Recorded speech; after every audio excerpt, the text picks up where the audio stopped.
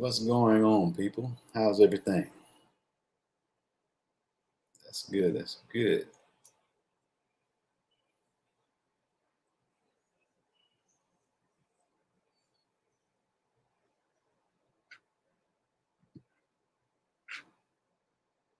Hmm.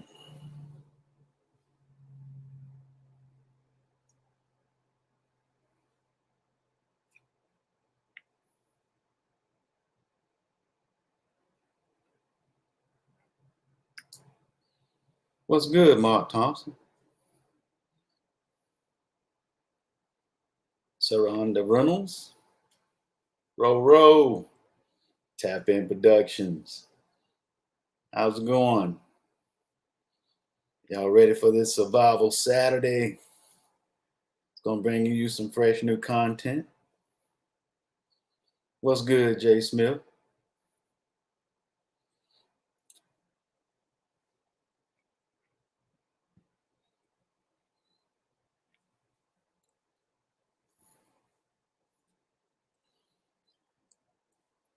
Today's topic we're gonna be discussing about when help isn't on the way. Hello. Hi, Ben. How are you? All right. Everything's all good. How are you feeling? Oh, great. Awesome. Hey. How are you? That was a great yesterday. That wasn't me. That was my twin brother. Right. Okay. Yeah. Right. I don't know what he was tripping on, but I tried to tell him he's the chill. Excited you too. Okay, hey, we all got it. We all got it in us. So. Yeah. Right. Exactly. Today's topic is going to be when help isn't on the way. What should we do? And what we need to do. A lot. Yeah. An awful lot, unfortunately. Right. I don't even know if we're prepared. Yeah. For that, you could just hope for the best. Yeah, that's true. I have just remembered the five rule. Number one, situation type. What type of situation is it? Is it long term or short term? There you go. Is it a disaster or is it just local? Right. That's what we want to look at. Are your supplies long term? Okay. Absolutely. Number two is your crew. That's your family. You want to make sure your family is prepared and everybody around you that you are rolling out with or rolling in with or rolling somewhere with are prepared. Okay. Number three will be your location, where you are at or where are you trying to get to. Right. Number four is the season. Make sure you're prepared. What season? Spring, summer, winter, or fall. And last, number five, the weather. Hot, cold, wet, snow. You have to prepare. So those are five things I like to put out there when help is not on the way and what situation that you're under. Be prepared. Those are good 5 rules to start with. Yeah. And starting to prepare for it if you haven't already. Yeah. Can you guys hear me? Yes, ma'am. Yeah. I don't know if this mic is working. Sometimes I'm like, I don't know. But yeah, it's a lot of preparing to do, not just making a plan. You got to prepare for the unexpected, because when stuff does go crazy, you have to prepare for the mentality of people. They're going to be in shock, and if they're not prepared, they're going to panic. And if you're prepared, and just say it's your neighborhood and your close neighborhood, they're going to know what kind of lifestyle you lead if you're not living a very low lifestyle. True. So you got to prepare for that. You got to prepare for even the help emergency services. They have families too. They're human first. So whilst we're expecting them to come save us, some of them are trying to save themselves, their family, their loved ones. And as if it's a long-term situation, at some point human nature takes in and it's survival. So those very people that are coming to help you can sometimes not be there to help you. But to survive themselves.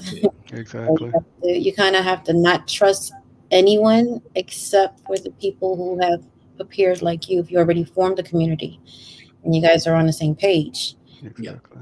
Those are the people you probably can trust, until supplies run out, right? Yeah. And also that you got to have the tools of deterrence: handgun, shotgun, knife, rifle.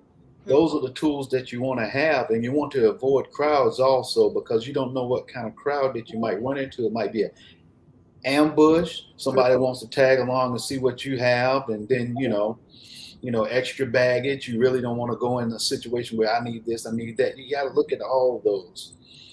You pointed out those two key things that like triggered in my mind. I had thought about those previously as well. You talked about having the tools necessary. A lot of times we focus on external things, but we don't work on these hands, be able to have, be able to do techniques and things to be able to keep people off of you and use your hands to defend yourself. Empty-handed techniques. Weapons are an extension of your hand, whether it's a firearm, whether it's a stick like I have here, whether it's, other non-lethals. You have to be able to use your hands in a situation, especially for women. That one post last night just like triggered me big time but I think I put a post up on that. And it's like you have to be able to handle somebody, even if you're a woman. You have to know those key pressure points and spots and be able to, and nothing is fair game, or everything is fair game. You have to eyes, you have to spit, you have to bite somebody's nose off. You do that. So we have to work on those empty-handed skills as well, and to get to your weapon. Okay, there we go. So you have to work on those empty-handed skills, and then you talked about identifying those situations. Those 5 key things you mentioned. Having a plan and researching a plan in advance. If you don't do it in advance, when it happens, it's already too late. You're playing catch up, and everybody's playing catch up along with you. I want a head start of all those people who haven't prepared, who are walking around trying to get gas in their car. They're in a line, waiting in a line for 10 hours. I'm already on the road, or I'm already hoofing it, or I'm already, getting on my motorcycle and going in backcountry. So have a plan depending on the situation, whether the weather is, what area of the country you're in. Staying calm.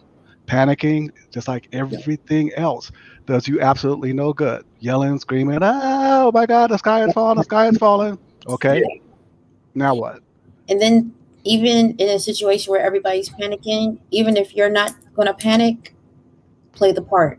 Exactly. I don't know what's going on. Yeah, I don't know. I heard something over there, and you go that way. Right. I go this way. And that's so true, because you got to, like I said, you have to scan your area, know your area, and keep your area safe. Exactly. Those are 3 main things. One of the tools that I use, there's a site called Global Forest Watch, and they get all these different data points. If you go to globalforestwatch.com, it gives you topography, it gives you flora and fauna, it gives you key biodiversity, and you can put all these different things you're looking for in the area where if you have to leave your home, hopefully you could bug in. That's ideal. But if you have to bug out in your area, this site can give you a lot of key data points as to, okay, where's the nearest area that has a lot of biodiversity? And you want biodiversity because that's lots of animals. There's not any other. They're going to have water. They're going to have, birds are there. There's probably going to be food there and stuff like that. So you pull up that site, you start looking at those maps and how they're generated, look at where you are, just 25 miles west of San Antonio, there's a key area that has all those things. I put, like, in my search, 50% forestation area. So I want some areas where I can have some cover, but not totally dense where I can't travel through. So I put 50% forest growth in key biodiversity areas, and they gave me all these points in Texas, in the local area, to where I can get to and bug out the Edwards Plateau, Southwest areas like Key and San Antonio. Then if I had to go north, there's a little path that I can find that goes around Austin, because I want to avoid major cities and go just north of Austin. But if I need to go get supplies to Austin's nearby, I can go in and out of there. That's another key area. And then just north of there is Kylene, which is like huge areas that have forest areas, they have water, they have wild animals and stuff like that. And you can see these maps all over the country. And on that site, it also showed like the top 5 sites for survival situations. And the number 1 area in the United States is the Appalachian Mountains.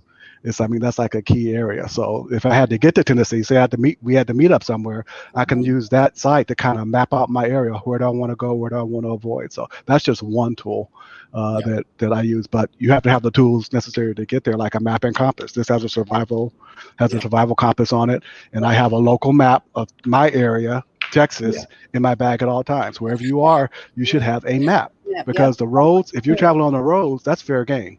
That's the first place people are going to block off, and this, that, and the other. So you gotta Yeah, gotta have that laminated map. I got to get mine laminated. I have some local ones laminated. I got to get the big one laminated, but you have to prepare in advance. Get those things in your tool bag, get used to using them, and then you rest a little bit easier. So it's always about just knowing what you need, knowing that you're going to need it, and then preparing from there. So it's really important, because again, we've seen too many situations where stuff breaks down, and it breaks down, like Carbon said, those local officials and police and stuff, and they're looking out for theirs first. That's human nature. You can't blame them. So you can make that 911 call, but don't expect and like you said, if they do show up, they may, what do you want? Exactly. And watch out too. I always say this: watch out, avoid leakers and baiters.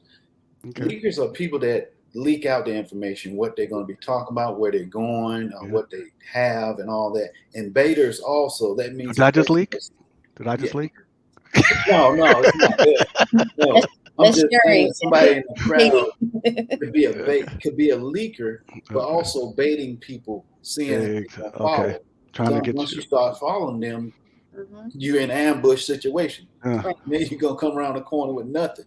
Yeah. So you got to look out for those. So just like I always say, have your crew with you. Exactly. It's key. It's so key, because human nature is human nature. It's sad, but a true reality. So we have to be prepared. We have to be cautious.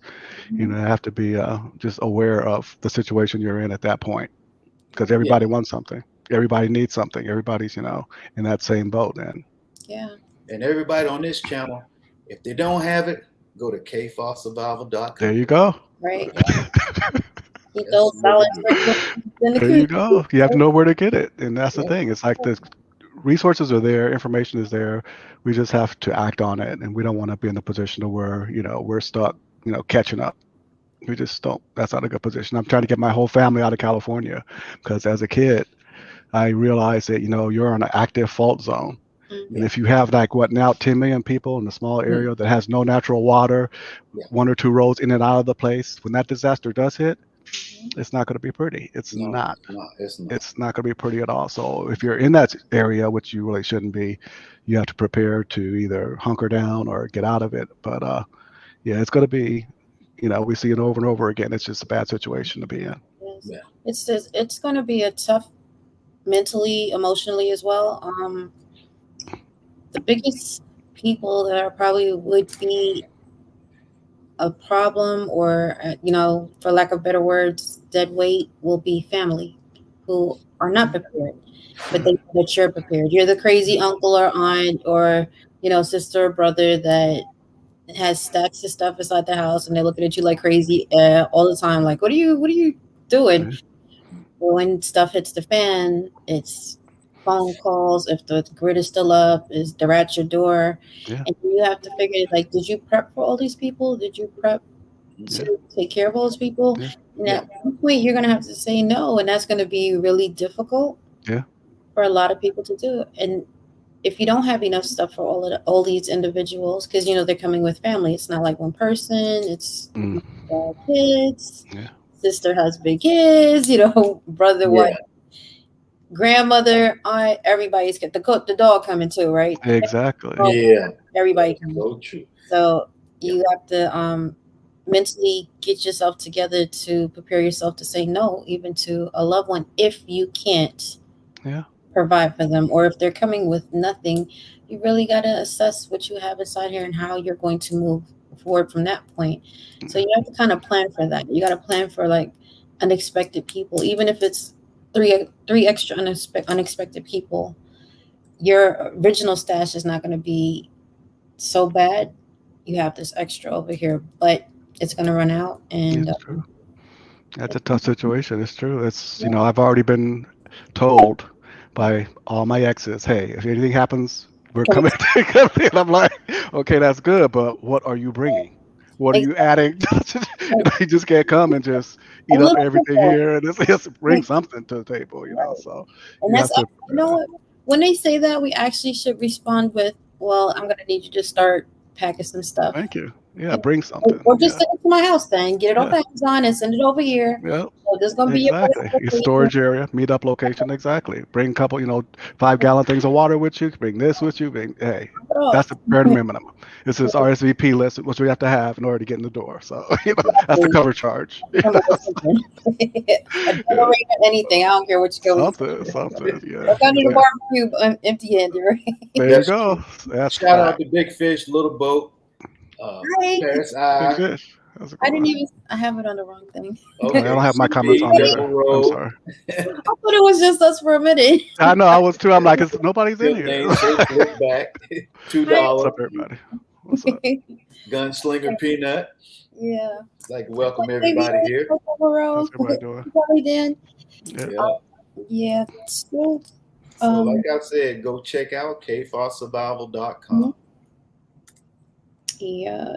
You're gonna have people. It's not just you're gonna have to worry about criminals as well, because there's gonna be people looting, robbing, all of that stuff. If you're choosing to bug in, you better be able to secure your house, your doors, your windows, and just prepare to stay in for a minute. If you're in a city and stuff hits the fan or disaster, try to get out the cities. If you're in a city, that's the number one place where you're probably going to not survive. Yeah. Get out into the woods, get out into the countryside, figure it out once you get there. But the city is the worst place to be in if stuff does hit the fan. It's true. Again, that site, Global Forest Watch, globalforestwatch.com is an excellent resource. Sometimes the maps take a little bit to generate the more data points you have, but it's an excellent resource just to see the lay of the land in your area, where those resources are. You can put a lot of different stipulations in there depending on what your need and stuff is. And it's worldwide, but also, it's just an excellent resource. So that's a good starting point. And there's other stuff out there, but you gotta, like you said, plan to get out of town, get the heck out of town. Where do you go? And that website again? globalforestwatch.com.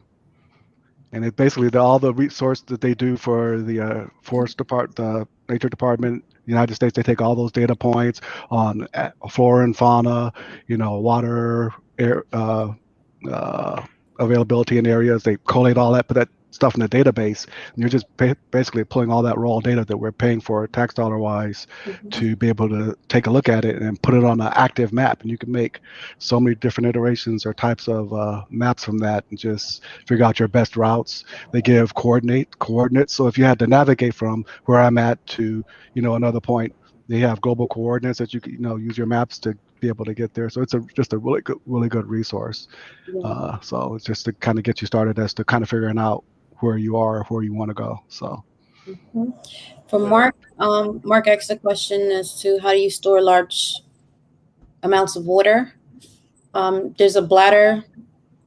It's about the size of your bathtub, and that's where you actually fill it and you leave the water in there. It's like a big, I would say, balloon, but you can put water inside of it and you can store your water there, or you can get those I was trying to see if I could get it in there. Your water over there. Those water things, and just stack that up and keep those. They sell a pump that you could just put right on top of it, and you can pump your water straight out of there if you want to. There also come water containers that come in different gallons, depending on how big of a space you have. You can fill them up. You have to treat the water first once you fill it up, because you're going to leave it there for a while. So you can get the tablets that you drop inside there until you're ready to use it. And that's your start if that's what you want to do. And as far as criminals, when I say criminals, I'm talking about you're going to have people like that band together that have prepped. You're also going to have people that don't have anything, and they're going to band together to go find stuff. And they're going to hit houses. They're going to hit local buildings, stores. And you got to figure the first places that they're going to hit are grocery stores, hardware stores, pharmacies, anything that they can get their hands on. That's what they're going to hit. And once that runs out, because now you have multiple people doing that, and it's just usually a smash and grab. When somebody gets inside the building, everybody runs in, grab something on their way. And after all of those things are finished in that particular area, they're gonna go to houses next. Yeah. Yeah. And probably the elderly will be the first people that they seek out. Sadly, that's yeah, true. the It is. vulnerable, easy targets. Yeah. That's what we have to look at too, and focus on your elderly in your family also. Where are they stationary at? Where you want to place them? Yeah. Right. Because it's nothing like losing a loved one in a situation that you could have avoided. Right. But then again, like I said, everything's going to be in the Noah's Ark situation. They, Mhm. you crazy, this and that. Next thing you know, Yeah. people coming to your house and you're not home because you're that made your situation and your station somewhere else. Okay. Right. Get it. You gotta take care of them. If they can't take care of them, as best as you can. I don't know if crap hits the fan, it's gonna be hard. And now, like I said, it's gonna be very emotional. You're gonna have to walk away from people. You're gonna have to turn people away that you care for because you might not be able to survive yourself with your family. Yeah. Yeah. It boils down to that. You're also gonna have people that is gonna dress up like police or EMS Yeah. to get That's there. Always. yeah. Yeah, usually when you have a disaster like that, you have all different types of agencies working together. You may recognize your particular police uniform, but not somebody else's. So now, if you have everybody coming to your house, or dressing up like the National Guard, it's not hard to get these uniforms. At all. Yeah. You got to really Yeah. be able to sustain in your house and be like, "No, we're good. Like, go ahead and Yeah. keep it moving." But once they get in and they see what you have, even in your house, you should be able to like stash things where people can't see it with the naked eye. Always. Yeah, you know where it is. Yeah. Ben Shooten had a site, and I have to do some more research on it, where they have this flexible bulletproof material. Because I always wonder Right. about, okay, if I'm in my house, Yeah. I have regular glass. Is there anything that I can use as economical rather than steel plates? Because I have a big box, big huge box that the TV was in, the 72-inch TV was in.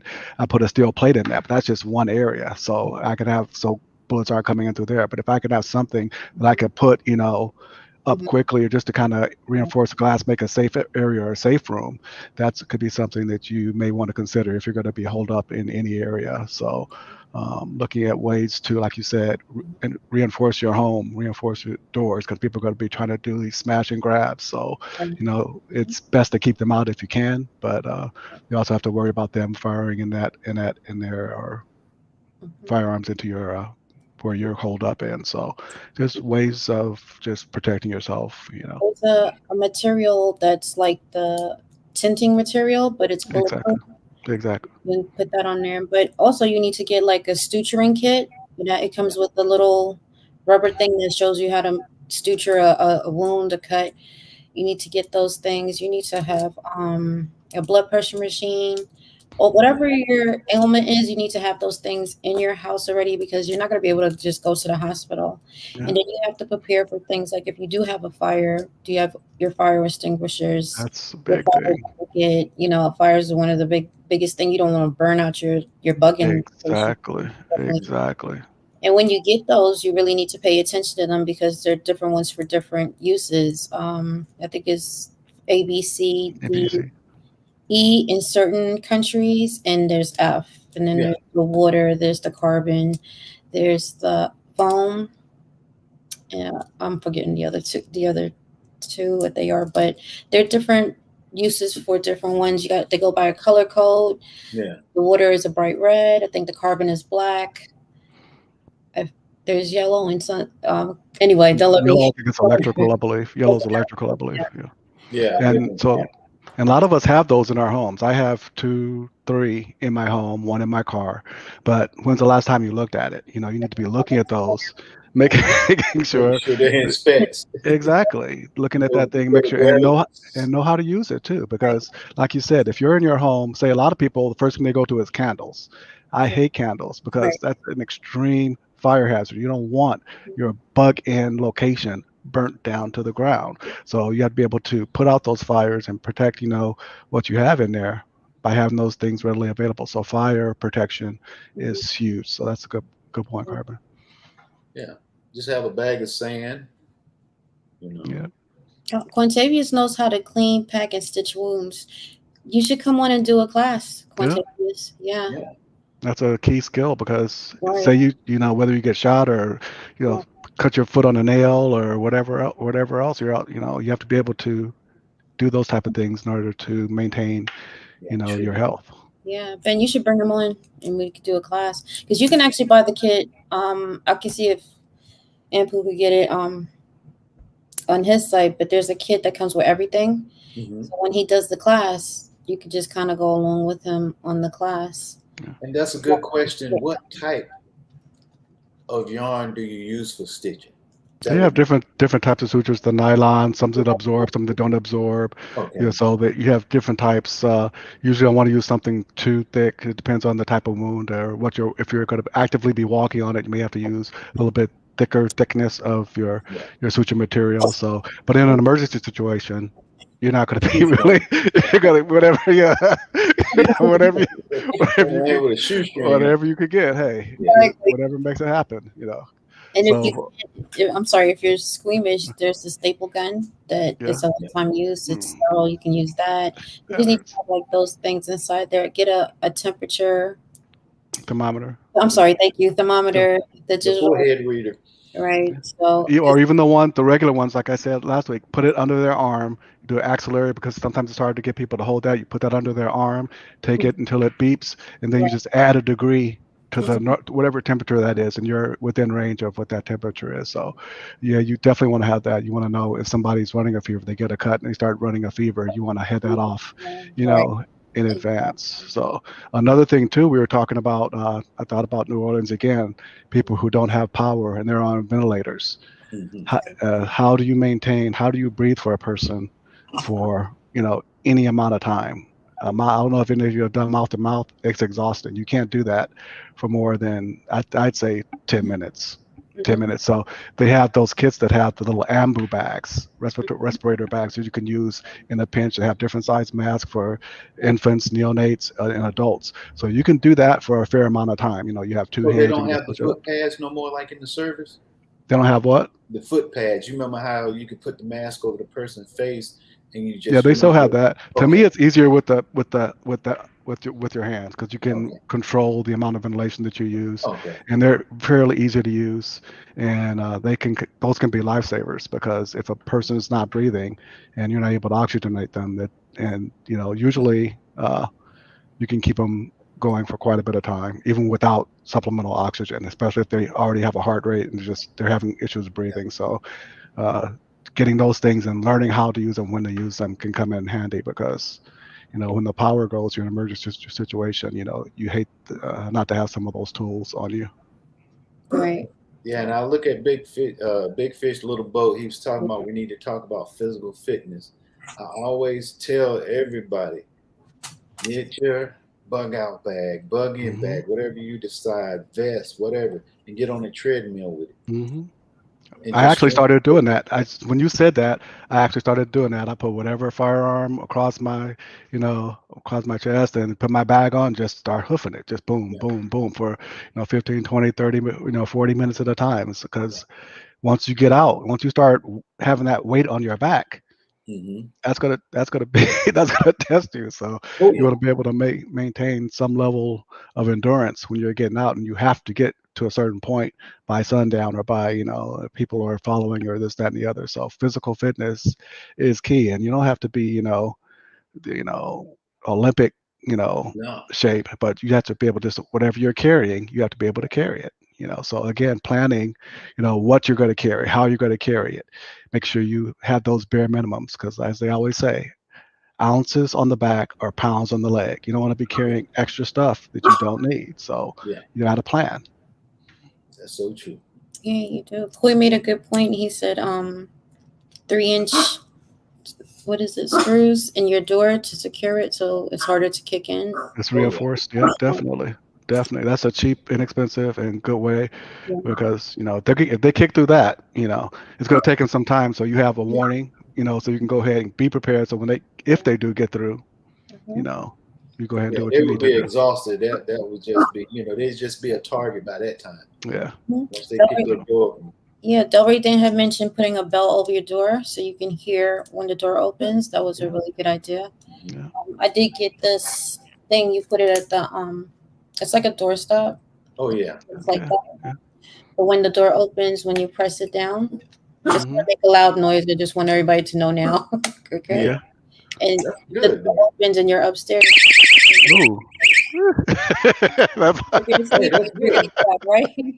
there you go. And it happens with the windows as well. There So you go. Have those things in place, man. That's nice. I like that. I like that. Where'd you get that? this I got off of Amazon.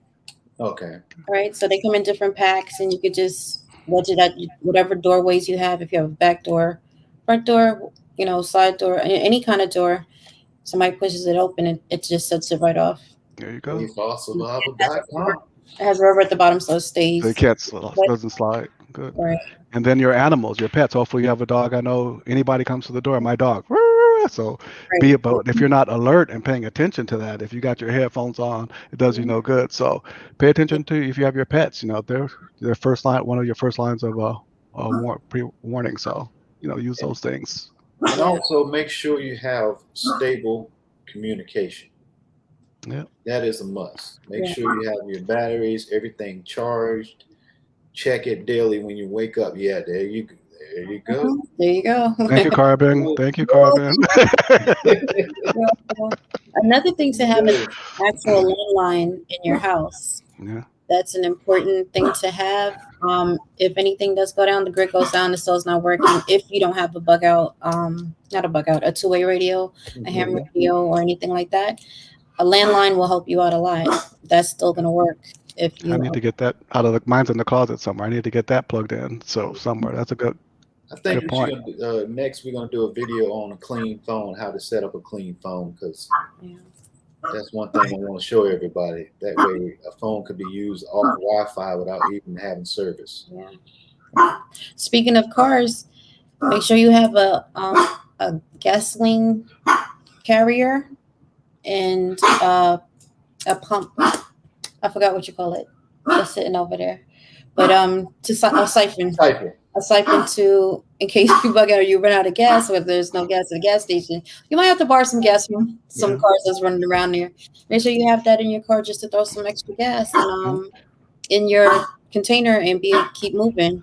Yeah. Like you said, a certified carrying device. You saw people who are putting them in plastic bags and putting them in their trunk. It just takes one spark from static electricity, and if you're in a non-human environment, that's very easy to do. Yeah. So be safe, people. Use common sense. Don't put gasoline in plastic bags and put it in your trunk. Don't do that. Oh man, that's explosive with the plastic and the gas. Yeah, just don't Both man. of them petroleum. Just don't do that. Let's be smart about it. But Big Fish is absolutely right. Well, we can have all these things, but if we're not physically fit, Yeah, you gotta clean it, carry it, utilize it. I don't know if anybody's done CPR. That is exhausting. You'll be tired. Right. And then your adrenaline is already going. So like if you're not prepared for yeah, my dog wants to go outside. I'll be back in 1 second. But physical is an absolute must. And start wherever you can at this point. Okay. Work your way up. Even small diet changes. Stop drinking soda. Sugar's an addiction. Just get to water, because then when it bugs out and you don't have sugar, you're going to be going through all of that and withdrawals from just everyday stuff you eat. This is true. Yeah. So this is true. I'll be right back. All right, go and take them outside. One of the other things I always put with my maps and compass, I always say you want a good set of binoculars, because you don't want to be walking into situations that aren't conducive towards your health. So get you a good pair of binoculars. They're not terribly expensive, but you want to be able to see where you're going, see where the other people are. Usually if there's a dangerous situation, the first person that spots the threat is at a definite tactical advantage. There you go. There you go. You got to have a compass as well. Have that ready so you can, scope out a situation, see what you're going into, where stuff is from a distance.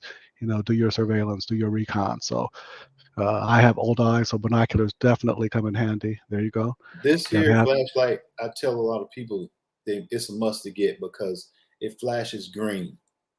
Yep, at nighttime. Yeah, Yeah, at nighttime, it shows a lot. yeah. And I'll tell you, it comes with the green LED. There you go. Yeah. So at nighttime, it really doesn't show you like a regular flashlight. You Yeah. can see more and not be spotted. And that's vital. If you're out and about, you're in a safe or what you think is a safe area, and you reveal your location by this big bright white light, Yeah. that's going to be problematic for you. That's going to be a problem. So thinking about those things in advance, how you navigate at nighttime, how you navigate at nighttime? Are you able to? Have you learned to depend on your natural vision at night without having to use those True. those lights and things that may hinder you? So again, just you have to have some forethought in doing all those things. You just have to plan. It's all about having a plan, like you said, and just working on it. Nobody's 100% there.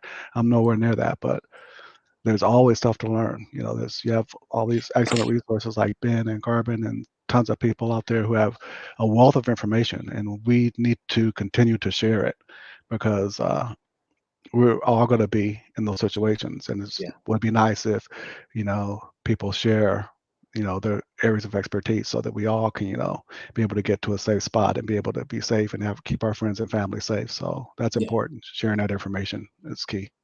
Yeah. And like I tell people, load up your magazines, have your magazines situated, know which weapons you're grabbing, which weapons you're not. If you got to come back home, making sure if your house ransacked, nobody's grabbing what where you stash your stuff at. So just, think in mind that if you have to make that U-turn and you get 5 miles down the road, say, okay, that And to looks go a back. little rough. I'm going to go bug myself in. Yeah. Yep. That's definitely true. Definitely true. Yeah. And I tell a lot of people that also make sure that your communications and what else that we had, first aid, comms, food, water, and shelter. That's what we want to keep up: food, water, and shelter, and have that area, and just keep everything safe, man. I mean, survival is the main key. In your pack, how long do you think you should plan on carrying supplies for? How much are you carrying on your back, supply wise, food wise, water wise? It depends on okay, if you If you have. say you're bugging out Mhm. and you're planning on being out there for an unknown period of time, maybe a few days, maybe at least a couple weeks, what would you walk with? Hmm. I would carry mainly my dry foods, my dry goods that I can have, Okay. jerky, something light, Mhm. water, things that are not heavy, but you don't want to carry like a lot of people. Oh, well, I'm not going to say a lot of people. Well, I started beginners, I had the beginner syndrome. I was packing clothes or packing toothpaste, packing all this, packing washing stuff, unnecessary stuff. Yeah. Worry about what you have on you and just worry about hydrating your body, giving yourself nourishment and making yourself where you're moving into an area where 4 to 5 days, I say, is the max that your backpack or whatever you have food wise is going to carry you where you need to get to. Okay. What about once you get out there? Are you also in the interim feeding off the land, like whatever else you find, or are you going straight from your bag, or are you supplementing it with stuff that you find along the way to kind of stretch it Well, out? well, they have little booklets on plants and fruits and stuff like that that you can eat from the land, and make sure you have those pamphlets and brochures you probably get from Barnes and Nobles. Mm-hmm. Just making sure you're eating the right berries and not poison berries. Exactly. Making Exactly. sure you're eating stuff because certain plants are seasonal. Exactly. You might grab this on in June. Oh, okay, this is good. And you wait August to eat that. That's poison. It's poison. Yeah. So yeah, you have to know what Yeah, you're eating and when it's good for. yeah, That's a good point. That's a good point. I know the local HEB, which is a grocery store here in Texas, they have those things right at the checkout stand. yeah, Plants, birds, this, that, and the other. What you can eat. They even have how to skin it and cut it. yeah, And I'm like, that's key, and it's all pre-laminated and everything else. It costs like $5. So yeah, those are key tools that you just grab, put that in your bag. Even if you don't know it, you have that information readily available. And then on your phone, one of the things they recommend too is if you have your phone, you have a way to charge it. So you have a portable charger that's on your survival radio. yeah. You can download a lot of these key guides in PDF form on your phone and have them readily available and look at, hey, I don't know this. Let me just pull it up. I've downloaded it locally on my device. Let me take a look at that and see what this is. And, you could compare it to a picture that you have, on your phone. So, use those resources that you have. And speaking of phones, one of the things, this is a tool that you can use whether it's charged or not. If you're out in the wilderness and you're trying to do reflective signaling to somebody, this is reflective enough to where you can flash. It has a light on the back of it you can use to communicate. A lot of the internal materials, you can break this glass and use it to cut things with. If it's dead and no good, you can use it as a tool to make the glass as a tool. The battery that's in these things can be used to start fires, help aid in starting fires. The wiring and the magnet from the speaker, you can make a compass from that. You have a magnet and wire, you orient that, put it on on some water, on a little piece of cork or a piece of paper, and you have a makeshift compass. At least you know where north is.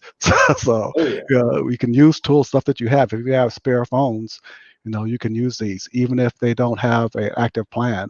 You can at least call 911. They may not respond, but they can't triangulate your area, but you can make a call out to whatever towers are nearby and maybe just let people know, hey, I'm out here. So there's a that's lot of what I'm different. saying. When you get a clean phone, you can do the. Also, I'll be doing that video on showing you how to use a phone that has no cell service, There but you you go. use the application, and I'll be doing that That's on a good. survival application. There you go. Question Jay Smith asked, and he was asking about protein bars and power bar powders and stuff like that. To answer that, I would get plant-based because it has a longer shelf life. All these protein bars has a lot of chemicals. They don't have how can you say, a very good shelf life on kind of heat extremes, cold extremes. You want something that's plant-based because it lasts longer. And the other thing You too, really, biologically, those proteins Mhm. very hard on your kidneys. You have to Yeah, have increase your water intake. It's hard on your kidneys. So if you're pushing those protein bars, you're yeah, working your kidneys. You're having to push additional water resources to keep yeah. your kidneys in good health. So you have to kind of balance that. We've had people come in the hospital who get into a condition to Mhm. where their kidneys basically shut down because they can't process all the protein in their system. I So you think have to I be think careful with that. he's trying to say not protein bars, but trail bars. Yeah. Breakfast bars, Okay. the ones like Okay. plant-based where you eat on a regular while you trail hiking. Those are Because good. protein bars, I hope he's not thinking about the gym bars. You know what I'm Yeah. saying? Yeah, but you have to think, how much weight to nutrition ratios on that. How many can you carry? What are they good for? So, I Yeah, mean, they're good just to like throw in a quick bag, but yeah, you just have to plan it out depending on what you're going to do and how you're going to use it. Just do your research and then go from there. yeah, So I'm not going to say no, but do your research and see where that's going to work for you. What are you trying to do? If it's just a few days, that's one thing. But if it's long term, you want to have some additional materials or food sources to pull from. And those and are make. expensive. They're expensive too. They cost an arm and a leg. That's the other But you go thing. to Trader Joe's and I get the breakfast ones and it's plant-based, Okay. and that helps me get up in the morning. And trail bars also. Make Yeah. sure, like I said, when you get a trail mix, making sure you know what it is, because some of these berries and nuts will run right through you, so you got to watch, you got to be careful, Yeah. you know. Yeah. And speaking of which, uh, how do you handle that? How do you handle, when stuff starts running through you? Where do you put your place where you have your go You have take to care of your dig a business? hole. You have to, Where do you put? Do you put it near your water source? Like some people just put it anywhere. You have to know where to put that away from your water source, yeah, upwind, upstream, downstream. So, you have to kind of think about those things. Whether or yeah, not you're trying to cover up those uh, trails that you leave behind, so somebody can't know know where you were. So yeah. that's another thing too. Waste disposal is huge. If you're out there out and about. So So, like I said, most people don't realize that you have to dig a hole. Make yeah, sure. yeah, And that's the way to keep it running. I see somebody saying about rabbits and squirrels for survival can be killed with a pellet gun. yeah. True, but the best thing I tell anybody, don't, quote me on this, but have a suppressor when you're out there. That's the time when you really want to use your suppressor out there in the wilderness, because you're quiet. You want to stay quiet. You want to stay anonymous, not Yeah. detected. Yeah. I was thinking about that the other day. What weapon would I go with? And you asked that question a lot. I'm like, well, if I'm hunting small game, maybe I'm not going to grab, my AK or this or some larger bore. Maybe I need to have my, 22, like you said, with a suppressor on it, so I can be a little bit more clandestine and be quiet. So it depends on the situation. I know for me, I know I'm carrying one weapon and my son's always carrying the 22. So that's the one that we use for whatever other purpose. So if it's multiple people in your group, you can assign those, things accordingly. If it's just you, then makes it a little bit more difficult as to what you're going to carry, because you have to carry that ammunition as well. So if I'm carrying my shotgun, then I have to carry, how many rounds I have to carry my, bird load, I have to carry my defense load, I have to carry my slugs, so that's something else you have to plan for, because again, ounces on the back or pounds on the legs. So anytime you're evaluating any, situation for survival, you have to think about all those things. Yeah. It's some good books to have, where books like this. There we go. Okay. Yeah. It'll show you how to make traps whilst you're out there. So if you do run out of food, you can trap your own food. It teaches you some first aid, disaster survival, self-defense, security, climate, terrain, being prepared, making a camp. Then there's this one. Yeah. Right. Oh, it's okay. It's pretty big, right? There's a lot in there. And then, one for your edible food. And all those are downloadable, or most of them are downloadable. You can put them on a Yeah. device and put them on there. So that's your USB. go-to library device. You have an old phone, make that where you dump all that information. So you have that charge, and you're ready to go. That's a central data source that everybody can go to and look up anything. And you're not carrying, so get that information, people. It's excellent. These are hydration sticks, which will help you with dehydration. You just add it to your water, and it helps keep you more hydrated. So it's just something that you may want to keep with you, because water is going to be, you don't want to just use it constantly. Conserve it as much as you can. Add that to it and get through your day. Yeah. They have traps that you can buy and put into your bug out pack, so you can just, set it up and go. And train your body also when you're eating, you don't drink afterwards. You just eat. Learn to train your body just to eat and not drink liquids after you eat, because that's not good for you. What's that, Carver? A fishing pole. Oh, there you go. Everything that you need is inside. It has your fishing wire. Yeah.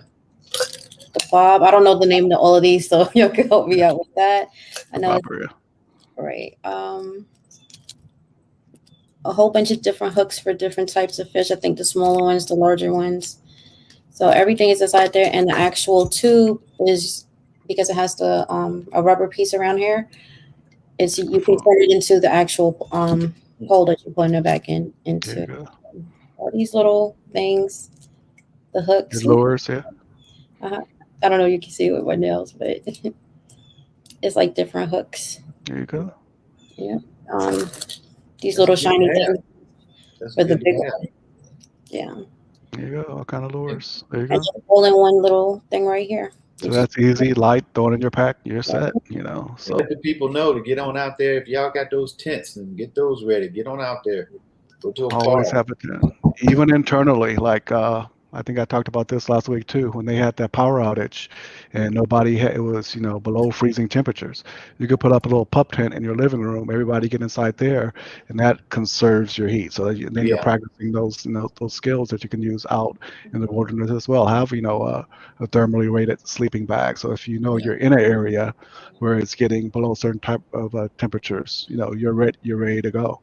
And everybody in your immediate circle should have those things. Don't wait until you need one to try to get one, because it's too late at that point most times. So, and this is a good time to go to, I'm gonna say this, go to Walmart and get you some hunting camouflage. This is a good time because, people look and say, "Where are you hunting?" No, this is for survival. You know what I'm saying? I want to wear this when I'm going up in the bush. I'm not going up in there bright. Yeah. So. And it should be easy to find because everything is camo right about now. Yeah, this is the time.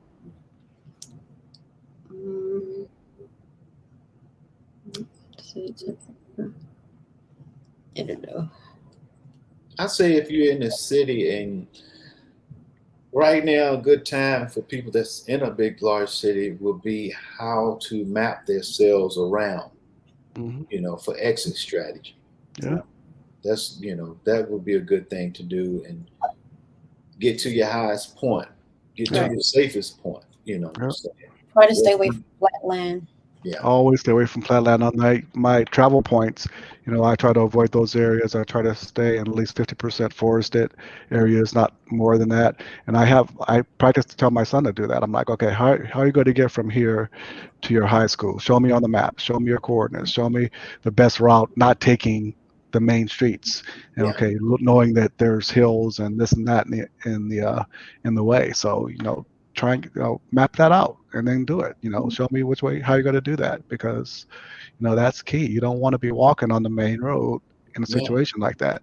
You want to know where north, south, east, and west are, because most people can't even tell you that. Okay, which way is west? If they come in and say, hey, the storm is coming from the east, we need everybody to move southwest, what direction is that? Most people are like, I don't know. Well, see, the point is, it's so sad that when shit does hit, when it hits the fan, they gonna either go into that GTA mindset or that purge mindset because they don't have a knowledge and thinking on mindset saying, okay, I have to survive. I have a family I have to survive. I have a son, a daughter, a mother. You know what I'm saying? We have to survive. A pet, we have to survive also. And I tell a lot of people, that's one thing for your pets. Get them a vest. Make sure, And one thing also, I tell people, make sure you have a RFID chip location. Making sure y'all don't break up. Y'all can look down and look at your device and say, okay, they over there. They were taken there. How are we going to go over there and get them? Every little thing is the main thing that you can have a worst case scenarios. If you plan out for those, you'd be good. You'd be set. Has anybody had a scare like that to where one of their relatives were not responding or, kind of off the grid for a while and got you worried? Or because I know my daughter when she lived in Austin, she went through a period where she was not communicating, and people were calling her this, that, and the other. And I had an app that was on her phone and on my phone. I could look and say, oh, well, she's still traveling to work and this, that, and the other. So it was like, it's a scary situation when you don't know, when you don't have information. So, not saying you're stalking people or tracking people, but in a life-saving situation, that may be important because, again, we're down here in Texas, and human trafficking is real. They're grabbing people off the streets every day and taking them across the border and this, that, and the other. So, we have to be prepared for whatever situation, whatever that survival situation is. It's just not, everything hitting the fan. It's also, the survival of your family in a given situation. So it's important.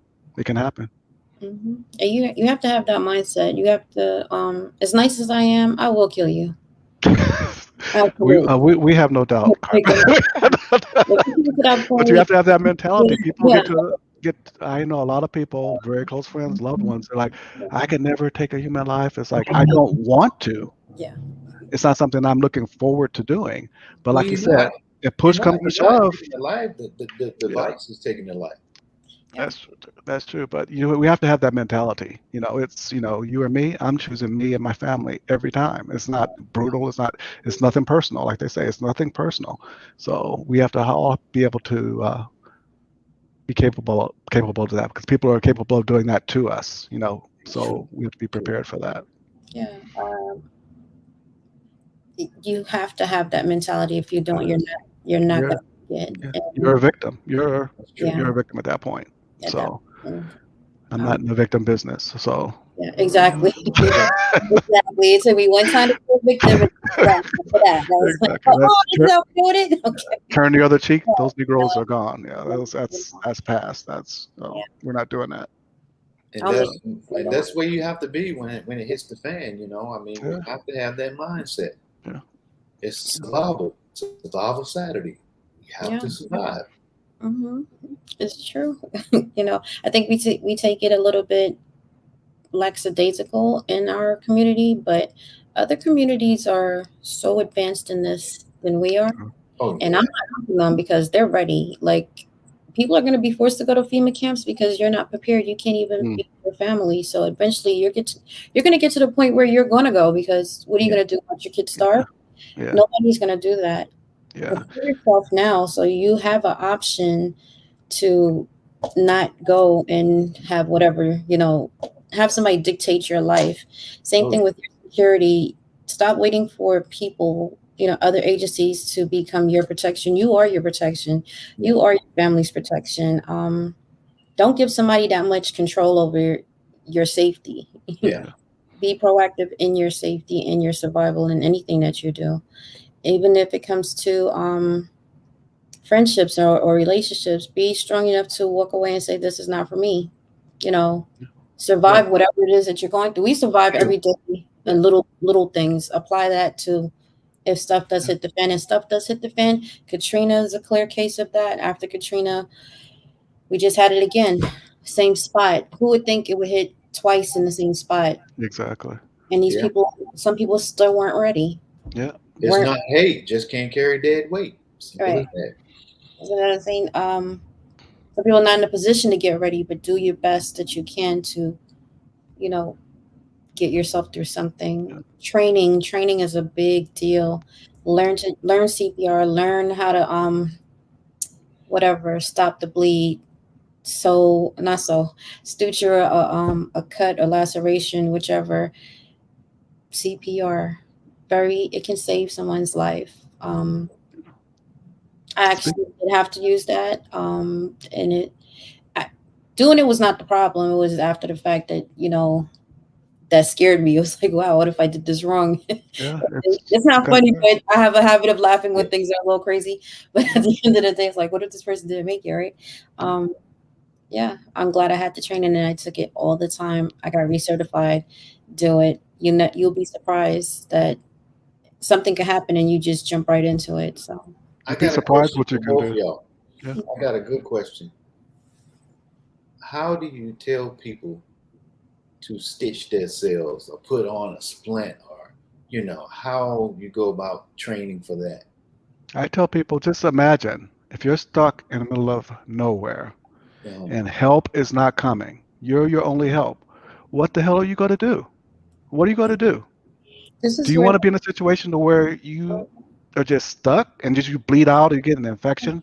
So I try to just make it personal. It's like, what are you going to do? I have this mindset when I was growing up. I dislocated my shoulder playing football, and I wasn't supposed to been playing. I rode all the way home on my bike with dislocated go. I got dislocated. My dad looked at me like, "What's wrong wow. with you?" And Mhm. he put it back in place.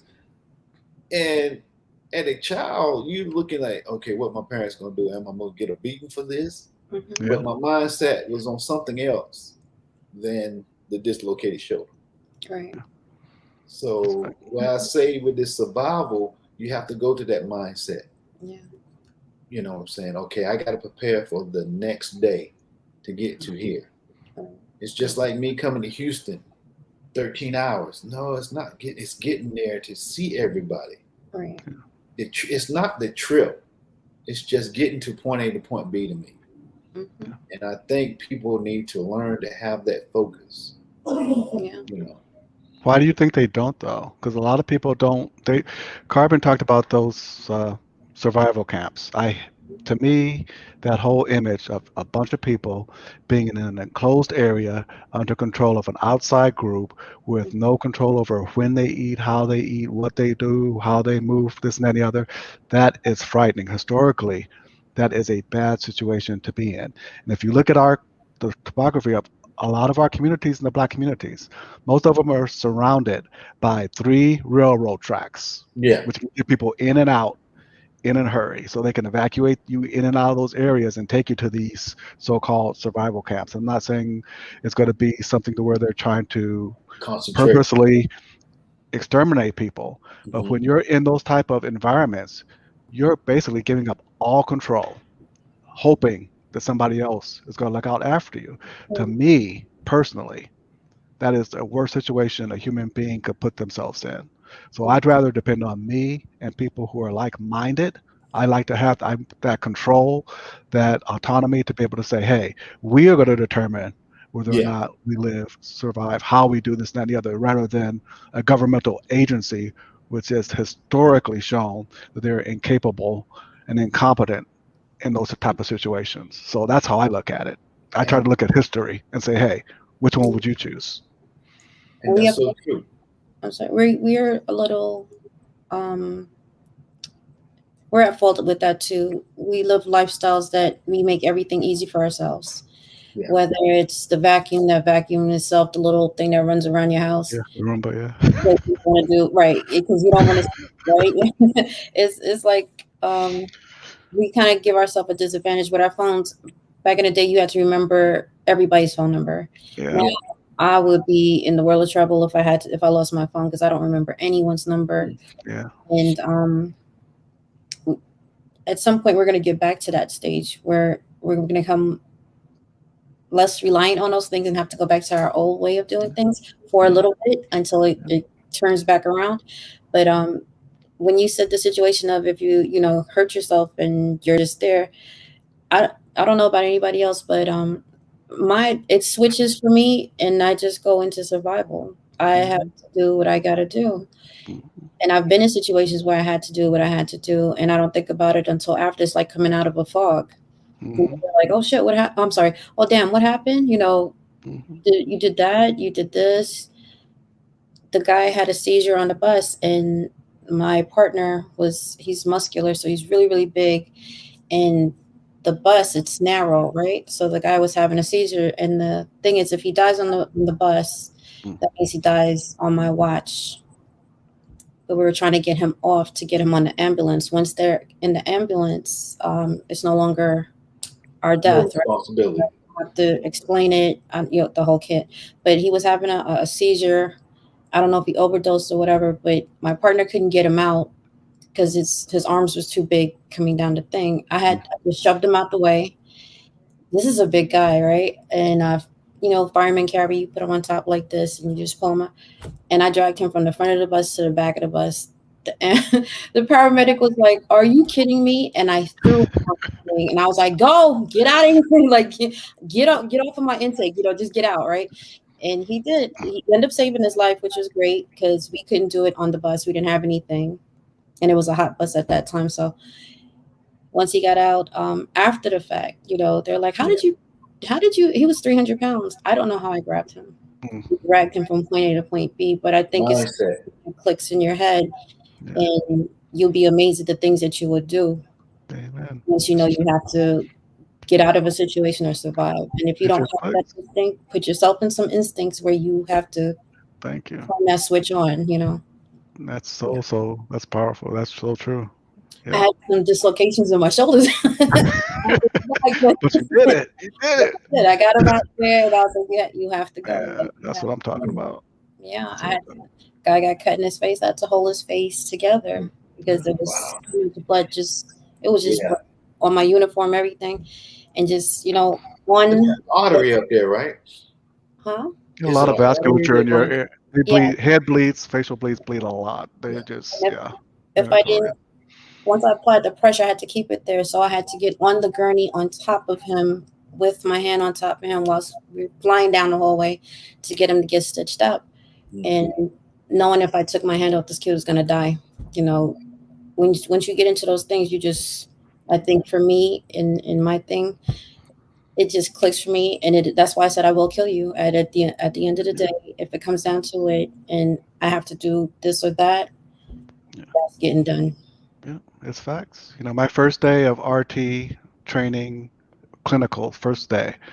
He said, "Hey, Robert, you want to go to the ER? Yada yada yada." So I'm like, "Yeah, let's go down there." So say we have a GSW coming in, chest GSW. I'm like, "What is that?" They go, "Gunshot wound." Okay, cool. So he goes, "Just stand in the corner, don't say anything. Just watch." So I'm standing there, and they bring the guy in, multiple gunshot wounds. So the doctor comes in, and like, "We're gonna have to crack his chest." And like, crack his chest? What does that mean? So Right. I'm like looking, and he makes a incision, makes another incision. He gets a chest spreader, and literally starts cranking out. My eye literally turned white. Wow. I mean, I could feel the blood just leaving. Like, I'm like Crazy. looking at this. So he's like, "Oh, we have a bleed here." I said, "I need another set of hands." And everybody else was doing something, right? So he turns to me, "You, give me put some gloves, put these gloves on." So I'm like, Yeah. I'm like, so I put the gloves on. He goes, "Here, give me your finger." So he takes my finger and puts it inside this guy's chest. And I'm feeling his heart. And Mm. I'm like, I'm like, oh, I'm ready to go, man. I'm like, so it's like, just hold, don't move, don't move, don't move. You feel that, right? I'm like, yeah, and I can feel his heart just Yeah. It's quivering. So ooh. it's It's so then crazy. finally he goes, "Okay, I'm ready." I take my hand out. So he goes, "Wait, I need you back in there. Do you need to do heart massage?" He's sutured it up. So then he goes, "Get your hands and do the internal heart." So I'm doing. That's the funny I story. did not eat meat for 2 months. I almost quit the program right then. But after, I got over that. It was like, oh, you can do anything if you have to. If you can do that, you can do other things in an emergency. So, like Carbon says, you'll be surprised what you can do and what you will do to survive. So, never underestimate yourself. And also never underestimate other people. Be aware of, human beings can do some wonderfully phenomenal things and Yeah. some notoriously evil, despicable things. So use your instincts, if you want to, because it's about surviving. It's not about anything personal. It's not about, I don't like, it's survival, Yeah. so you need to do what you need to do, period. Mm-hmm. It is. You'll be surprised with what you have to do. I've done some things that okay, I'll just tell this one story that's it, but he he has seizures, right? And he has them really, really bad. So once they have them back to back to back, they have to give them a suppository. Mm-hmm. They get a shot in their butt, and then a suppository has to be put inside there. And he had them so frequently, like it was just happening back to back to back. They didn't have time to get him to the clinic. The nurse was afraid because it is a prison setting, and she was afraid. Yeah. Well, the doctor jumped in and he was like, "Oh, I need somebody." And I was like, I'm looking at her and she's looking at me. I just don't help this boy. And she was like, oh, she froze up for some reason. She just could not function in the setting that she was in. She was afraid. And so I had to get inside there and like we had to rip this kid's pants off and just pull butt cheeks apart. And I was like, Doc, you got it from here because I don't this is beyond my Call of Duty right about now. And if he didn't do that, he was about to die. I had like several situations where I had people that were going to die on me, and I've had situations where people actually did die on me, and yeah, Yeah. it's crazy. It's tough. You kind of see things differently. So when you can save life, you will, and Yeah. if you have to take life, you absolutely will too. Yeah. The worst thing is when you are in a situation to save somebody's life and you question yourself, did I do everything possible to do that? And if your answer is yes, then you sleep well at night. I think I've done in all the situations. I've seen a lot of people die, but I've always tried to do everything that I can do. And if the answer is no, then that's another thing you have to live with every day. So especially when it comes to loved ones and friends and family, you want to be able to do any and everything you can to make sure that survival is ensured. So Yeah. yeah, and I unfortunately had that finger up too many other people's butts. That's why I quit being a nurse, because when I figured I was wiping other people's ass and putting my fingers up other people's ass more than my own, not that I put my finger up my own ass, but that was a I problem. just had to stick the needle in the cheek so the doctor will like Yeah, open him so that he yeah, can get the yeah. You gotta do what you gotta make it happen, spread them. I mean, you have to get them It's access. Hey, that's a reality. Survival. yeah. It's survival. You know. I've had people hang up on me. I had to cut them down. It's a lot of things that I've seen. So that's why I have the mentality that I can and I will. Yeah, you have to.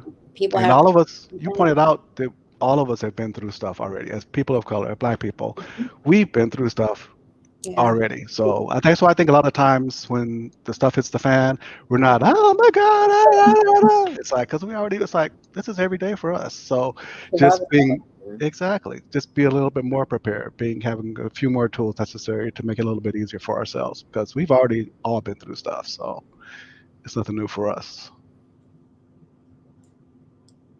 Who's that? No, I don't know. Get out of the ass, Kelvin.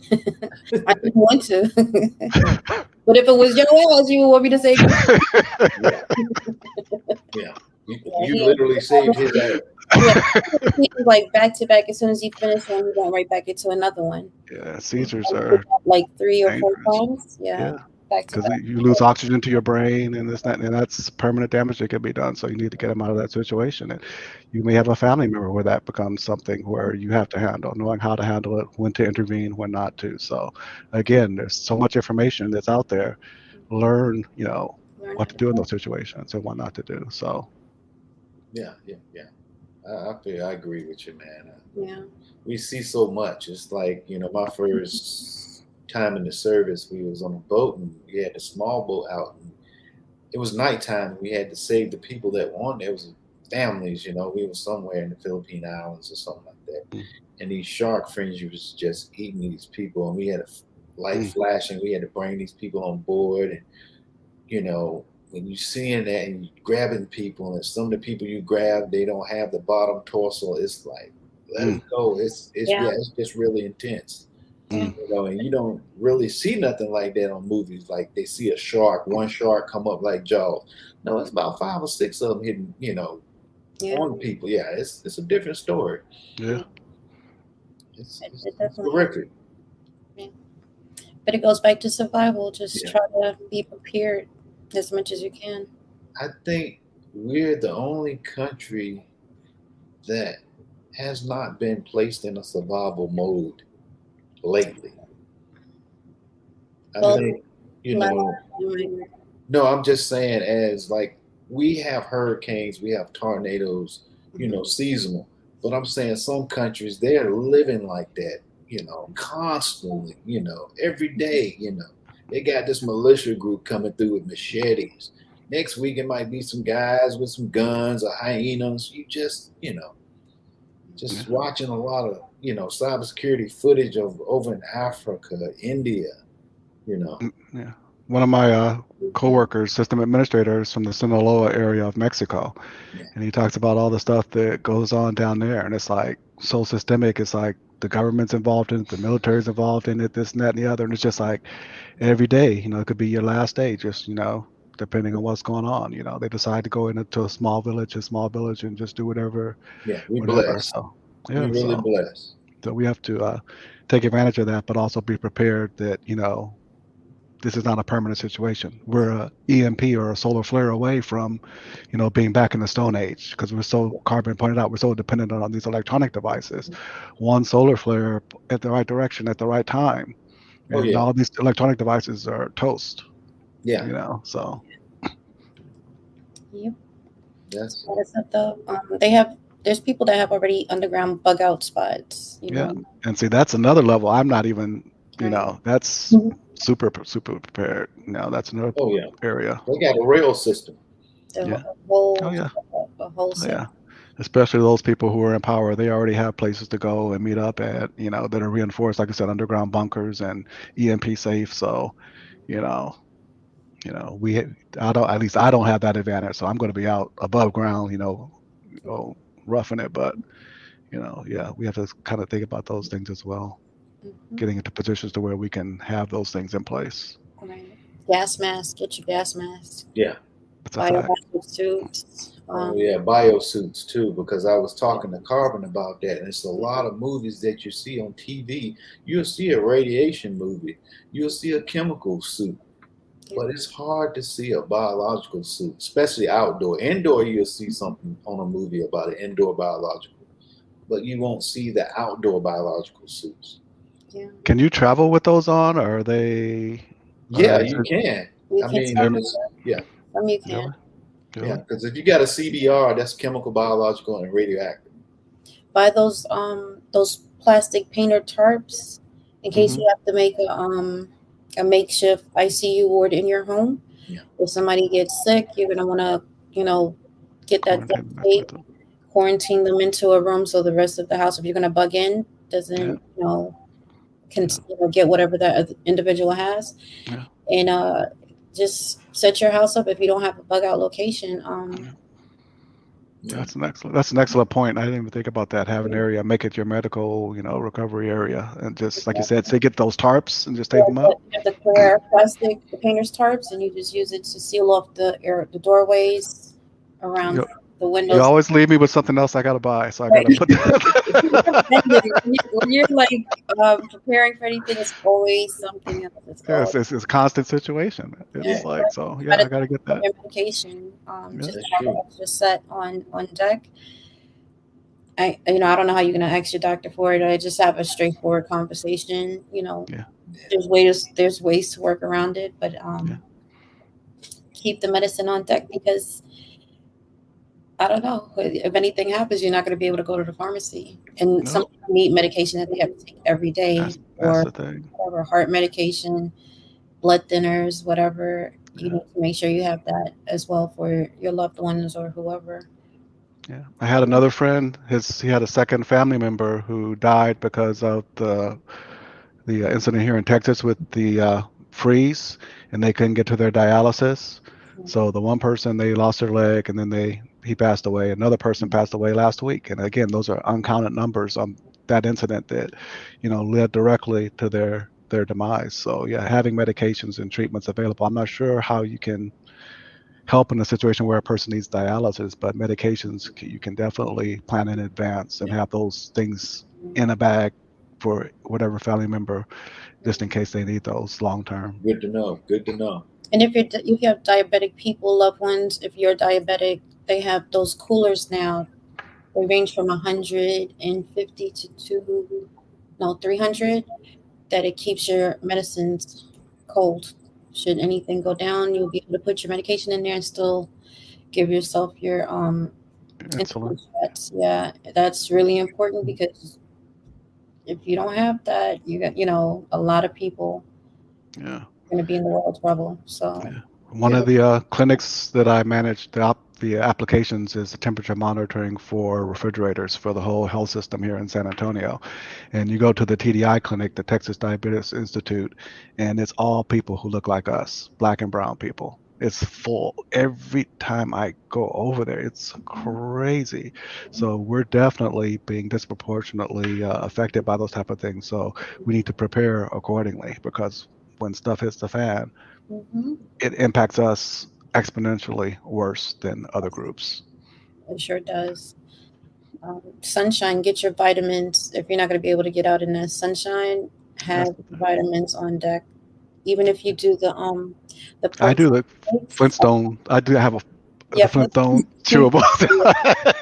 I like my protein shake. It's a plant-based one, but it has a lot of Yeah. vitamins. Flintstone actually work on adults. That's really good. Yeah, Yeah. Yeah. yeah. That's I have them in there. I just chew Now them that up. I know that, I'll get It's that. almost like candy. It's like a treat. It's like yeah. Yeah. So Keep those on. Having a bunker baby. Oh, and I put down up in the comments what Paris I asked what was the suit, and a CBR, chemical, biological, radioactive suit. Yeah. And also, when y'all get the gas mask, make sure what filters you're getting. Right. For biological paint, it's a lot of filters out there, and you don't have a clue what filters that come with it. Make sure you have the right filters. do Because those you have have a filters. lifespan on them? Do you have to replace those every so often, or for the filters? Do you know? Yeah, for mil spec filters are long term. But Okay. saying if you go to a paint store, they have an expiration. But They do. I think your biological has a longer Longer lifespan. expiration. Okay. Yeah.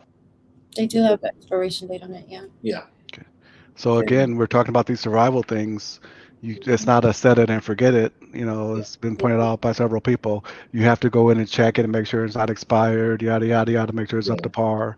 So it's a constant process, just don't throw it in the bag and then, 5 years later, oh man, it's expired 3 years ago. So it's like, it's less functional. So, Yeah. Yep, and get you some, like I said, solution for a chemical or biological CBR chemical solution. It's basically a sanitized soap type, you know. Okay. Yeah. They last, well, depending on which one. Like this one lasts until 2025. Okay. Oh yeah, yeah, Very you good. good. You good. That's There you one go. canister. Chemicals. When you buy them, you just look. There we go. Just look at what you're getting.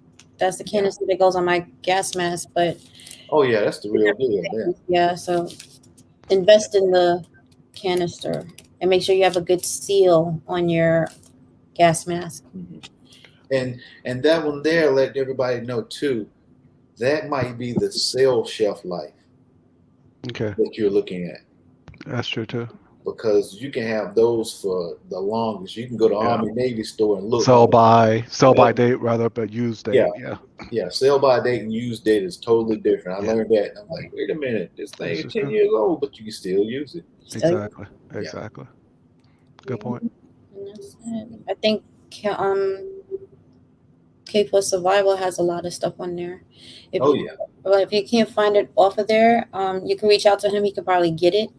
But if he can't get it, harder stuff to find, eBay was like really helpful in finding things. Somebody then told me another place. I completely forgot what the name was though. But a couple things that was on there. I think he got a ghillie suit.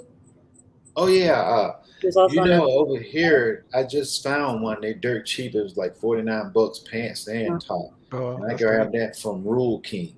Okay. And you can go to Wally World or your Cabela's, but Yeah, don't go for the name brand because the other ones are just as good. yeah, Okay. Just look for the unscented.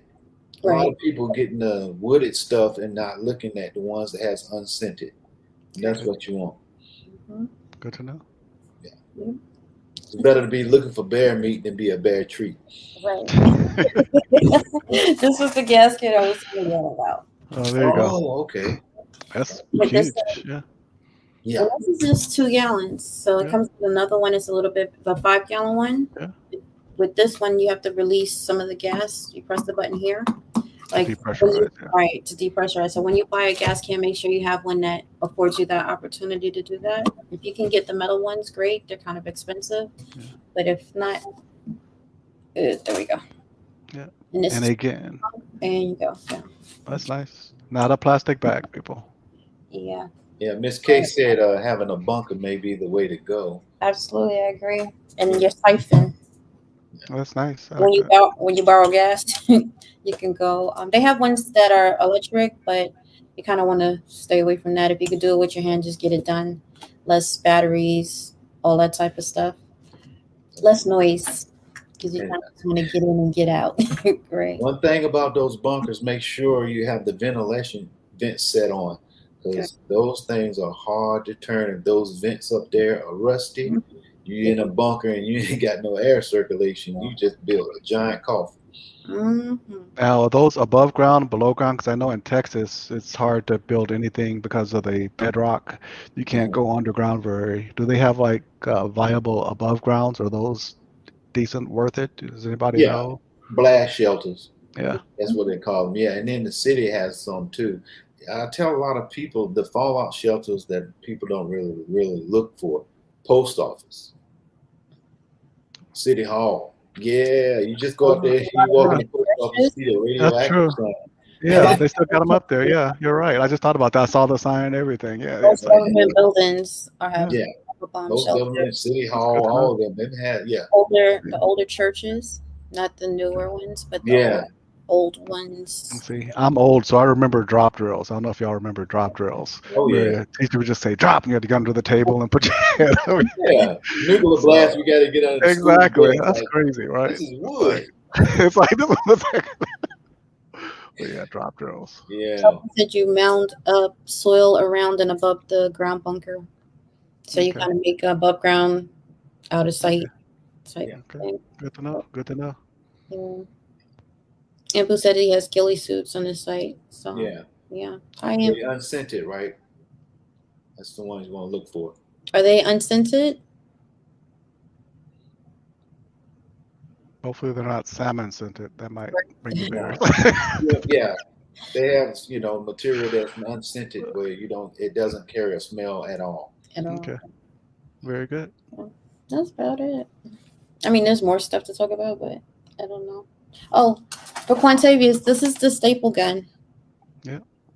Mm. To me, those hurt more. Those are more painful. I just, They're disposable, so I Yeah. can't open the pack and show it to you because it keeps it sanitary. Ample said yes, it's unscented, but you just put it up against the cut, and hopefully you will kind of try to clean it as best as you can. Then go ahead and staple it up and get it together. Yeah, quick and easy. Quick and easy, and it comes with a pair of scissors that take the staples out once you feel it needs to come out or it has healed. So it's just taking time and cater your stuff to your family, your lifestyle. You know, get some bartering things.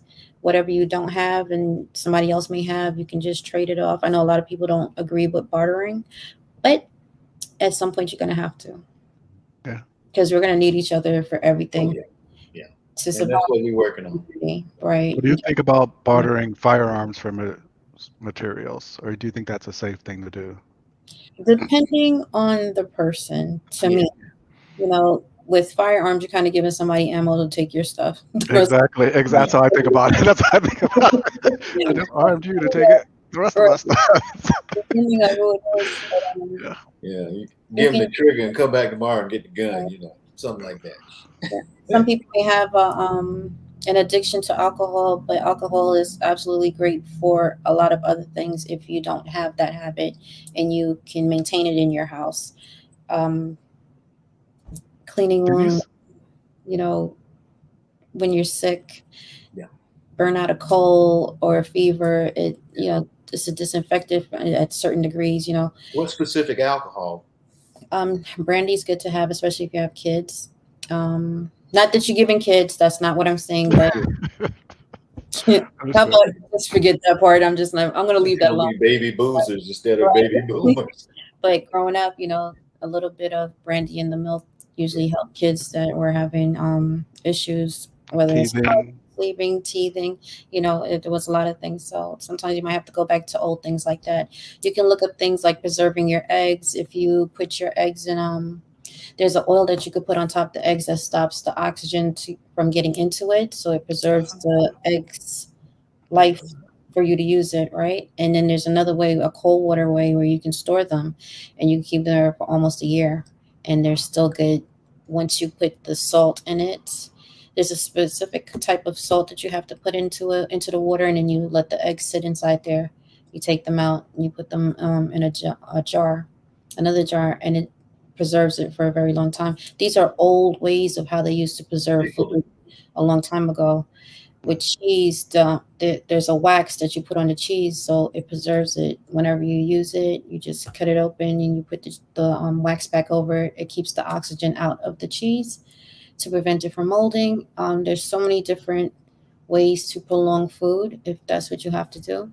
You just got to be prepared. You got to do like a little bit of research and jot down what applies to you. That's good. I posted up kfosssurvival.com. Mm-hmm. And anybody want to come in and join us, they can. That's good. What's up? Miss K, hello. Hi, Miss K. What's up? Yeah, Boo. Hi, Parrot. Norwood. Hi, everybody. I can't miss from here. Yeah.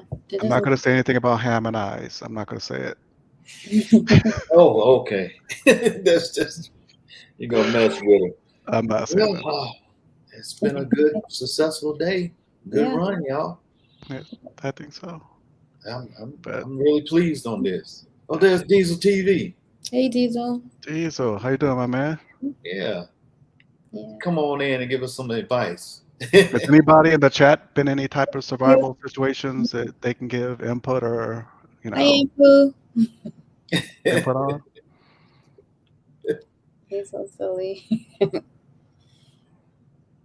What's going on? I just put up the StreamYard so anybody can come in and feel comfortable. Hi, Miss K. Yeah. That's about it. So, JQ Washington, how's it going? Mm-hmm.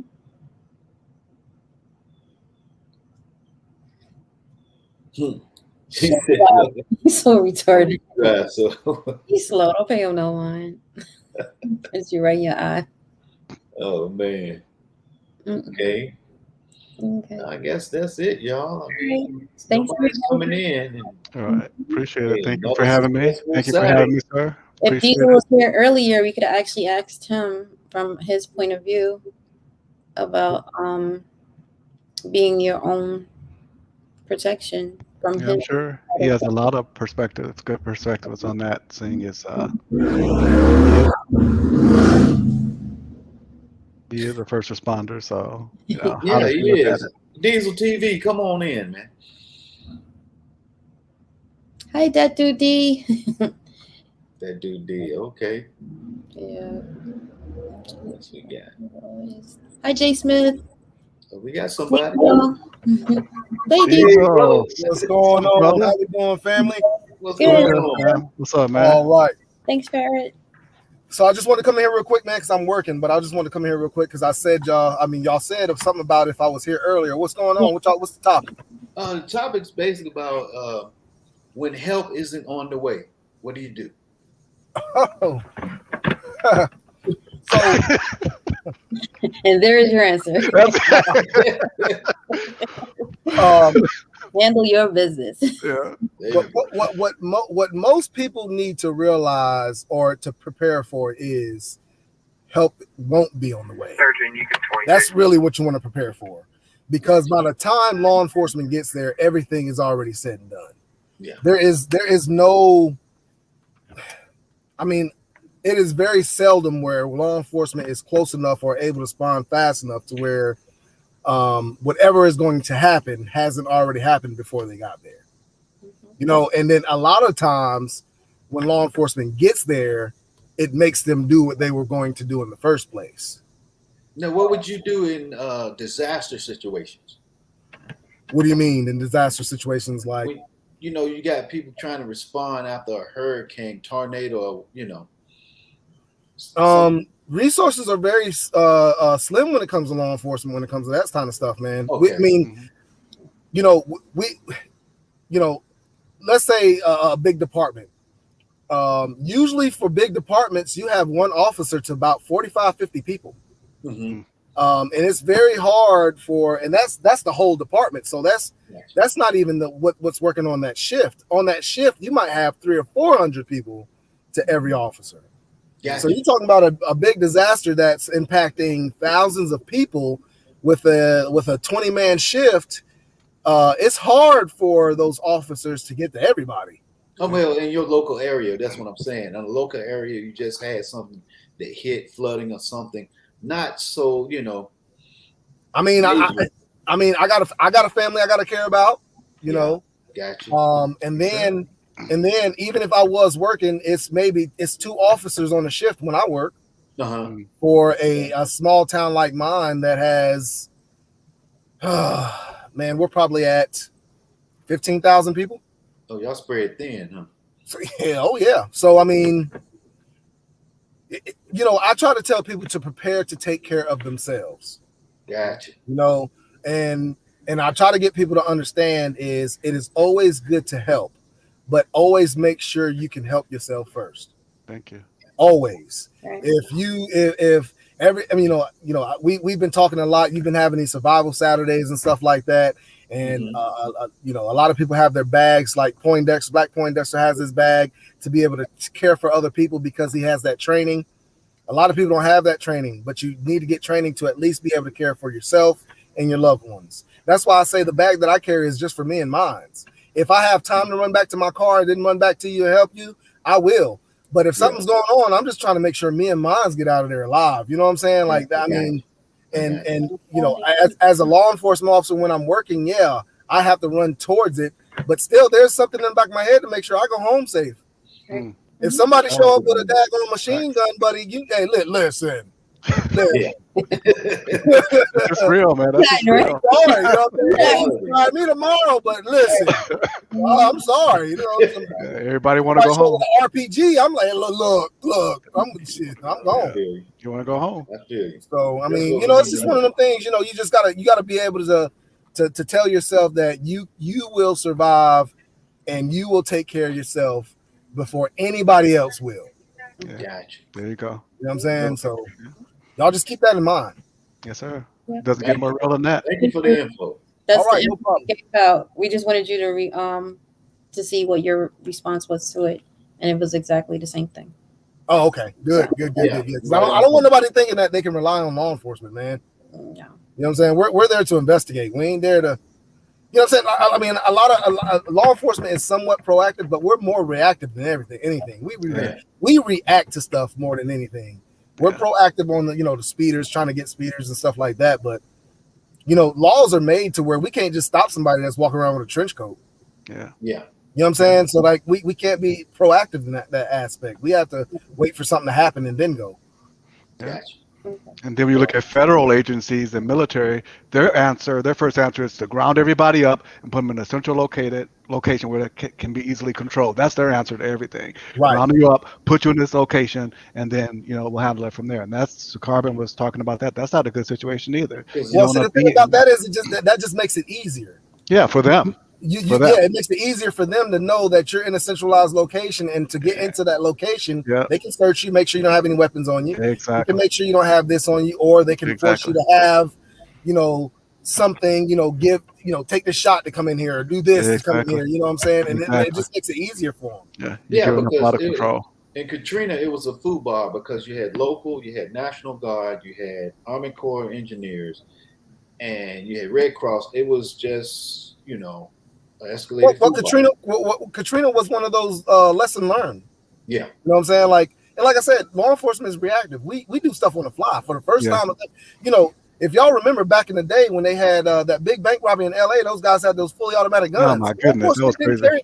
Law enforcement didn't carry long guns back then. Nope. San Diego. A lot of them carried North Hollywood revolvers. Yeah, North Hollywood, that was crazy. That was right. Yeah, and they got outgunned. That taught law enforcement that they needed to start carrying long guns. Everything is when it comes to law enforcement, man, we're still evolving.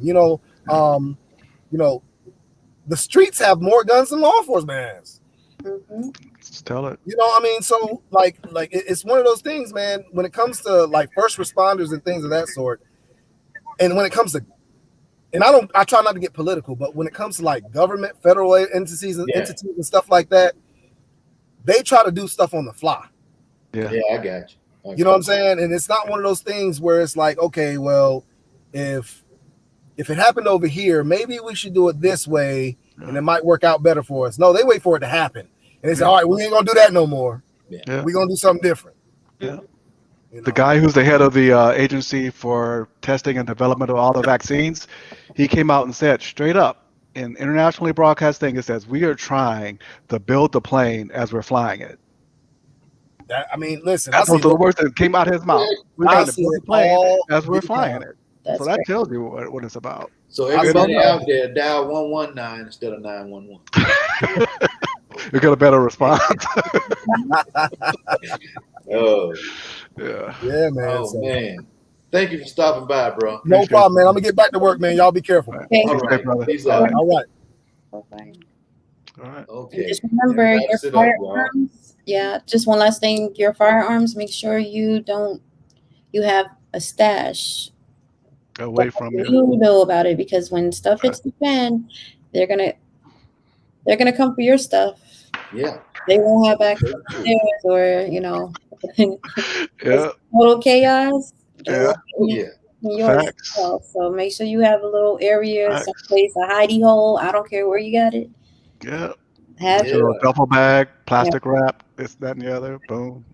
And with this day and age where everything is on social media, they already know exactly where you're going, how you're moving. What you have, what you got. So don't, just be careful. Yeah, that's true. Urban Gun Reviews, CR 4200. Hello. Yeah. How you doing? And you're right about that, Carbon Q. You got to have your stuff together. Have a stash outside someplace, buried in a Undisclosed location. right? Yeah. It's waterproof and Yeah, all that waterproof. stuff. Exactly. You got to do it. It's historically, it's the precedents there. I always point like the Japanese shogunates Mhm, when they wanted to take over and maintain power. The first thing they did were sword hunts.